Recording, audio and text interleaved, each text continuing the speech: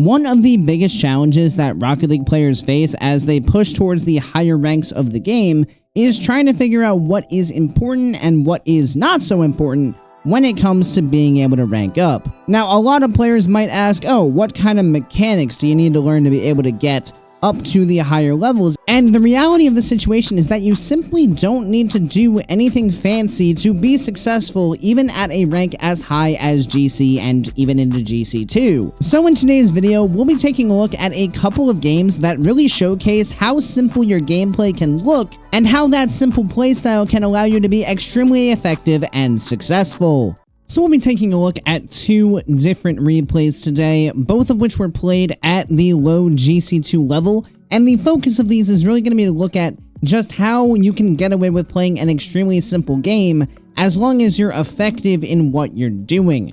So let's go ahead and see how we get along in these couple of games here, starting off with a cheat up the field. Now, the important thing with this kind of playstyle is you need to be able to read and react to the game extremely quickly. You need to be able to see what's going on and jump on the ball when you see opportunities present themselves. So that's one of the things that we're going to be looking at around the field. And of course, you need to try to avoid making poor touches like that where you just don't have awareness of where the other players are, as that is one of the easiest ways to give up possession of the ball, because when you're trying to just do simple things, you're not really going to be able to maintain possession of the ball unless you make an active effort to do so. Coming over, taking the early challenge, not the end of the world, just calmly working our way around. The other big thing we're going to be looking at as well is our ability to pick up small pads around the field. Right here, recognize our ability to jump up, just working off the small pads in the midfield there to allow us to stay involved in the play. Teammates with a nice challenge there to bail us out on the defensive end. And once again, we're just moving up the field quite calmly, ball up into the air. Another bit of a giveaway of possession there. We jump on the ball pretty quickly, but we don't actually do anything with it, which is, again, a major danger area in terms of being able to play consistently. Is, are you able to do something with the ball when you actually have an opportunity on it? Right here, popping in around one, going to be able to get up for the second challenge. Not going to make contact, but at least we actually did something with that one. Looking for the mid pass here, just dropping it on off towards our teammates. Once again, looking for the small pad rotation back down the field, just seeing where we need to be. Teammate has the clear to the side. Ball off the corner wall, take the backboard up into the air. Out into the midfield we go. Calmly waiting back as teammate has control out here, just sitting patiently here in the midfield, waiting to see when the ball pops out, and here it comes. And once again, a little bit of a giveaway of possession there, but at least that time we put a bit of a threatening shot on target and forced them to react to what we're doing there. Ball off the backboard, we very quickly recognize our need to get up in the air to cut that one off.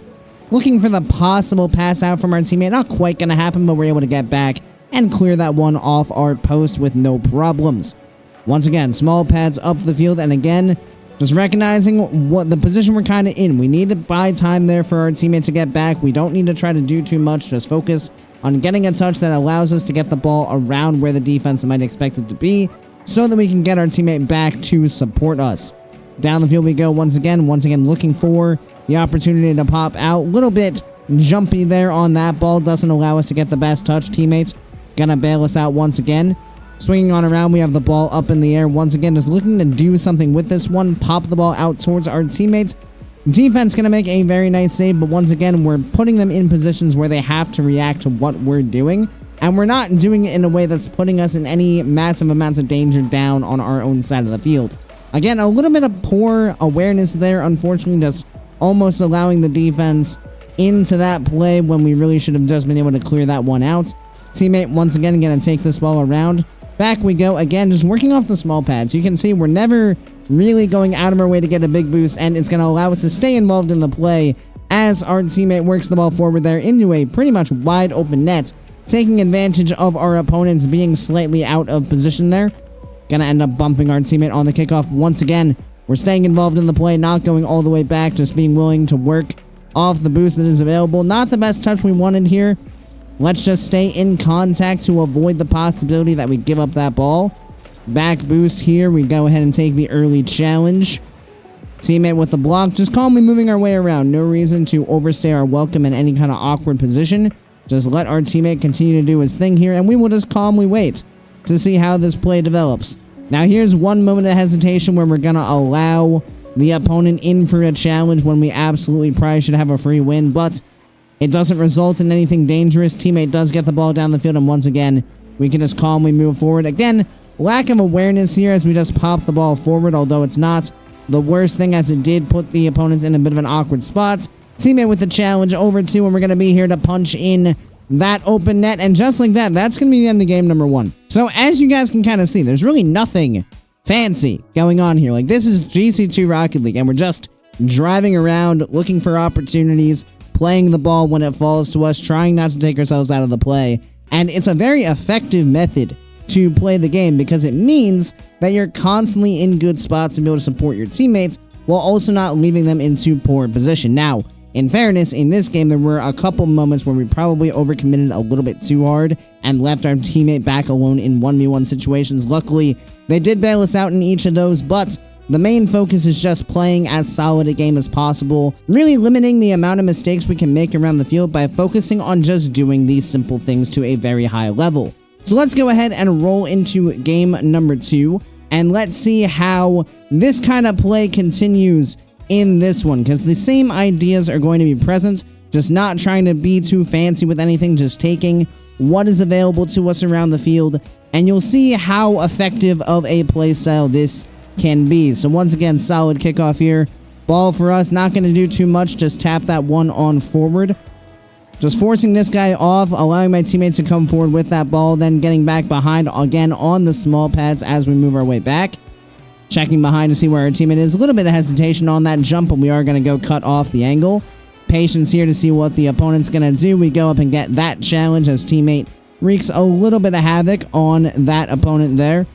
Calmness through the corner, just trying to create some kind of opportunity. A little bit of a giveaway of possession once again that leaves our teammate alone, but he does do a very nice job of putting us in a position to succeed. We're going to pop that ball over the top of the player lurking into the offensive half there.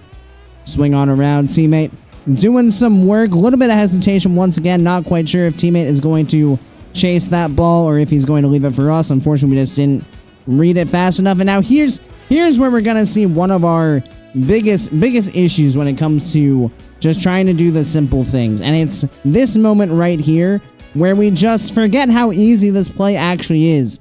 And we get baited into the fact that, oh my gosh, someone might be coming for this, and we have to jump up as fast as humanly possible. And in doing so, we don't actually do the simple thing very well. In this case, all we need to do to get this ball out of danger is line ourselves up and jump up nice and easy, no problem, get the clear down the field. We saw a very similar situation to this in the previous game, and we did it quite well. In this game, we're going to get a little antsy, a little bit panicky, and it's going to cause us to not be as controlled as we need to be in our jump. So a big part of playing a solid game and playing a very simple game is making sure that when you see the opportunity to go for that ball, you don't go for it in a panicked state, because that is one of the easiest ways to make unnecessary mistakes and unforced mistakes that give your opponents opportunities to score. Because as you can see here, they now have a free shot back towards the net. Luckily, they don't put it on target. Again, a little bit more panic there as we get the ball back down the field. But now we're going to settle back in. Once again, just calm it down. There was no reason to get that antsy. Sure, it was a little bit dangerous, but we had it all under control. Take the nice challenge there. Go ahead and grab this boost. Pressure across, perhaps. Ball up into the air. Going to be for us to pop on forward. Just stay in a spot where we can pressure this, not allow a free touch down the field, make use of their awkward position. A little bit of a dive there. That 100% could have been a drive challenge, and this is exactly what we're talking about, where we say just don't overcommit. So we get this touch here. We're on 0 boost. There really is no world with this guy just getting this corner that we are going to be able to put a shot on target that's actually going to get onto the net before this guy gets back. So realistically, we should be looking to just force this guy to do something as we land, and then focus on getting whatever pads we can get on our way back, so that our teammate can jump up into the air to force the initial air dribble into an awkward spot, and then we can be there to cover off of that initial challenge, rather than being all the way upfield like this, because being caught up here, our teammate is now completely alone, and this is now completely our fault, because we did not allow him to challenge the ball in a super effective position. We put him in an extremely awkward position, and it meant that he simply was not able to make that save. Fake kickoff coming through from our teammate. Certainly never a non-awkward moment with that type of kickoff. Not a huge fan of it, but we do manage to just sort ourselves out. It's not the end of the world. Ball over to the side. A little bit of lack of control there, just popping it away for no reason. But now we're going to display this nice patience. There's no reason to panic. This is such a huge deal. So many players in a position like this are going to just absolutely be horrified at this kind of spot because, oh gosh, you have your teammate getting bumped in net. You know there's an opponent right out this way. But the thing people fail to often realize is that this ball is not scoreable. Like, you're totally fine. There's no way anyone can put this ball into the net overly quickly, especially not with you just sitting right here. So let the ball just roll, put yourself in a more successful position, and then work to play it out. You don't need to panic at anything, because if you panic at this, then you're just going to let it trickle like out into the midfield, and now your opponents are going to be able to capitalize on it. But if you just keep a level head, stay calm, and just focus on what you need to do to be successful, you can very easily get out of awkward positions like this if you really actually consider what is really going on in the play. And you can see right there, we just easily get the ball down the field. Now we're just going to linger around, just force out this touch. Work our way on back once we realize the ball's over the top. Grab some boost. Actually, we're just going to miss it. But then, again, just reading where the play is going and taking the simple play. We're recognize that the shot is going to come more than likely a bit high up in the air. So rather than just trying to jump up to it from the ground, we just go, okay, let's get some height from the backboard and cut off that shot easy peasy. Opponent going to clear this one down the field. We're going to make use of this nice boost pathing here to get down the field. Recognize our teammate is coming forward, so let's not dive for that. Just go up, get a touch here, allow his teammate to work his way back in. One pad here, check to make sure we're not getting bumped, because that is one thing we desperately need to avoid. Identify their awkwardness and jump on in for that as quickly as possible so that they do not have a free touch available to them. Just calmly waiting back to see where things are going to go. Opponent with the catch, we're going to dive right on in to not allow that free space. Allows teammate back into the play then. Again, another massive overcommit here, and this is another moment where you just have to ask yourself the question very, very quickly, is there any danger in this play? And sure, maybe this opponent jumps up and gets a crazy sidewall double and slams it towards your net. The chance of that happening, though, is pretty low.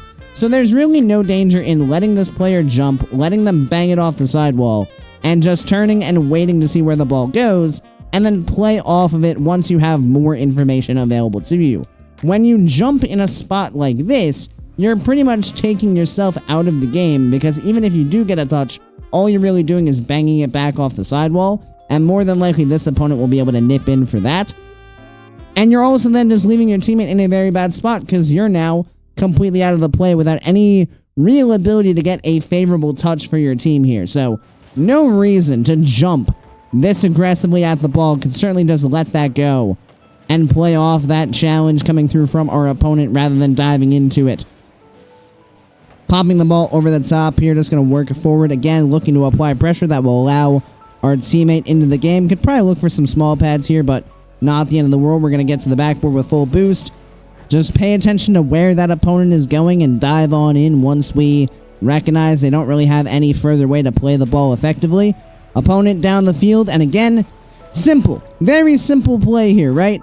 Nothing crazy really from either myself or my teammate. Teammate through the air, sure, he flips forward, just flips into the ball. There's no real control here. Gets over the top of one, comes back down, goes ahead and gets the shot towards the net, forces a bad save out, and then because we see this all developing and we're just patiently waiting in the midfield, now when this awkwardness happens, we have a nice gap between ourselves and the ball for us to build up momentum to get to this so that we can slam this one directly into the net. A lot of players in these situations like to end up a little too far forward, maybe even a little too far back, but it's this perfect spacing between where the play is and where you are that's going to allow you to capitalize on opportunities like this, because if we were a little bit slower, there's every possibility that that opponent recovers, but instead we're able to get there fast enough and pop that one into the net to tie the game up at 1 apiece. Off the ensuing kickoff, grab some boost, just calmly moving our way back. Teammate, again, battling it out in the corner. There's no reason for us to get antsy and dive on in there. We almost get caught jumping a bit awkwardly, but it's not the end of the world. We can just calmly now rotate back, wait for the possible shot. No problem, just off the backboard we go. A little bit of a panic jump there, giving the ball away, but right here we're going to have our most mechanical play of the whole game, which is a simple air dribble just to get the ball to the midfield and put in a 50-50, allowing the ball to roll into space where my teammate can capitalize on it. And this is a very good skill for players to develop, just being able to understand that you don't need to beat everybody in front of you with every touch that you get. A touch like this, all we want to do is try to get the ball to a fairly safe location, and the best way to do that, just focus on ending this air dribble in a 50-50, because it's going to be very difficult for your opponents to quickly follow up. And when the ball rolls to space like this, it allows your teammate, who's hopefully lurking in a supportive position behind you, to jump right on into the play without you having to worry about doing anything super flashy or super mechanical. Once again, just recognizing the possibility of the free ball, maybe a little bit ambitious there to dive in quite that hard, but not the end of the world. Just going to pop this one towards the net, force them to make some kind of save. Again, the ball becomes loose and allows our teammate to jump on into the play. Recognize a little bit of space here, just keeping an eye on that opponent as we move forward. Once again, focus here. End this in some kind of 50-50 challenge. Again, ball rolls for free, teammate gets control. We're now in that supported position, just seeing what we got. Ball over the top. We're far enough back that we're able to calmly move our way back and just clear that ball out to the side, and then again be willing to just jump on in to cut off all space our opponents have access to there. Ball through the midfield, teammate. Nice bump. Misread a bit on the height of the ball, but we're still going to pop it towards target, force out a bad save, and once again, you force out the bad save, the ball rolls into open space, and you can slot it into an open part of the net with just a bit of precision with your shooting there. Bit of an awkward kickoff, teammate calls fake, and we're just a little bit awkward, but we are going to get this save off to the side, just staying nice and calm on the back line, just making sure we don't try to do too much with that one, just make the clean save, and that's going to be it for game number 2 as well. So you should be able to see that even at a high level like GC2, it doesn't take a whole lot of fancy schmancy stuff to be able to be successful. It's all about just recognizing when your opportunities present themselves, when you have a chance to go for that ball, and making sure that you are positioned in a good enough spot that you're always able to challenge a ball if you need to, you're always in position to support your teammates, and you're never giving up opportunities to your opponents for free. Obviously, we had moments throughout those games where we did give up opportunities for free, and those were the ones where we gave up goals. Realistically, when we found ourselves in good positions, we very rarely were in that much danger because we could just calmly play around whatever our opponents were trying to do and very easily cut off what they were going for. So make sure in your guys' own games you really focus on just playing as solid and as smart a game as you possibly can. All the fancy mechanics, the flip resets, the double taps, they're really unnecessary to be successful even at a pretty high level. So really focus on just improving that game sense, that positioning, that awareness, so that you can recognize when your opportunities are available to you, so that you're able to consistently punish your opponents for their mistakes, consistently win games, and consistently rank up. Of course, thank you everybody so much for watching. I really do appreciate each and every one of you who made it to this point in the video, and I do hope you enjoyed it. If you did, make sure you click that subscribe button right down below, so you make sure you don't miss any future Rocket League content. Additionally, if you'd like to be a bit more involved in the community we're building here, feel free to join my Discord, which I'll have linked down in the description. And as always, I hope you guys have a great rest of your day, and I'll see you next time. See you later, guys.